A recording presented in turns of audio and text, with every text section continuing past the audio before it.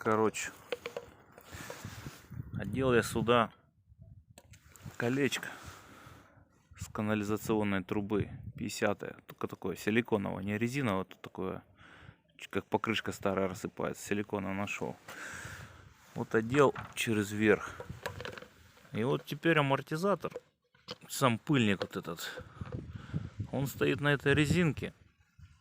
В принципе, не достает до железки, чтобы не стучало тут. Тут еще одна беда. Здесь вот, блядь, пластмассовое кольцо, да, которое тут тоже тарахтит. Вот. Ну, колечко это, скорее всего, сейчас обмотаю. У меня есть такая изолента хорошая, тканевая. Если приклеится, хрен оторвешь, найдешь край на ней. Сейчас обмотаю, сделаю пару витков. Там насколько хватит. Ну, может быть, спасет вот эта резинка, конечно. Так уж, как разобрал, уже ж деваться некуда. И этот разберу, поставлю кольцо это.